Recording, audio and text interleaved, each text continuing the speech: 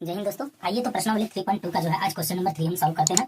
कहता है अनुपात a1 बाय a2 अनुपातों a1 by a2, b1 by b2 और c1 बाय c2 की तुलना कर ज्ञात कीजिए कि निम्न रैखिक समीकरणों के युग्म संगत हैं या असंगत हैं। तो ये 3 नंबर ये एक्सरसाइज जो है, ये एक्सरसाइज 3.2 का क्वेश्चन नंबर ये थर्ड का फर्स्ट होगा दोस्तों। इसमें टोटल 5 क्वेश्चन है, तो हम पहले थर्ड देख लेते हैं। थर्ड का फर्स्ट क्वेश्चन जो है वो मैं इक्वेशन लिखता हूँ।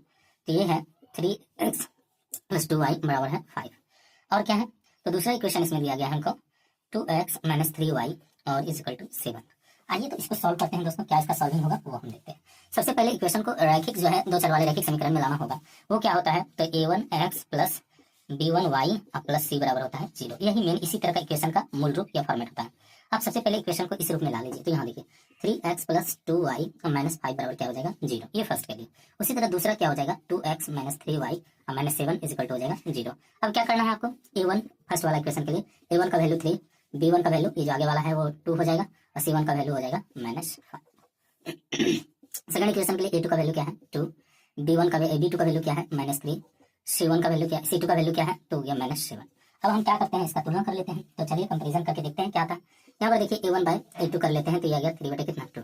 उसी तरह b1 बाय b2 कर लेते हैं तो ये होता है 2/-3। तो देखिए ये दोनों आपस में इक्वल नहीं है, तो अब आगे c निकालने की जरूरत हमें नहीं है। तो लिखेंगे चूंकि a1 by a2 is not equal b1 by b2। ये दोनों आपस में इक्वल है ही नहीं। जब ये दोनों आपस में इक्वल नहीं है, ठीक है, इसका मतलब एक हल होता है। जिन जिन चीजों का हल आता है उसका मतलब वो संगत हो जाता है। ठीक है, जैसे देखिए कंडीशन क्या है संगत होने के लिए, a1 by a2 is not equal b1 by b2। इस कंडीशन में संगत होता है a1 by a2 = b1 by b2 = c1 bye c2। ये तीनों आपस में क्या होते हैं, तो इक्वल हो जाने पर यहाँ देखिए पेज नंबर 51 में इसका हल दिया गया है। देखिए यहाँ पर सारा जिसका भी हल होता है वो क्या हो जाता है, तो वो जो है संगत होता है। जिसका हल नहीं होता है वो असंगत हो जाता है। तो इसका मतलब ये दोनों चीज है ये संगत को रिप्रेजेंट करेंगे।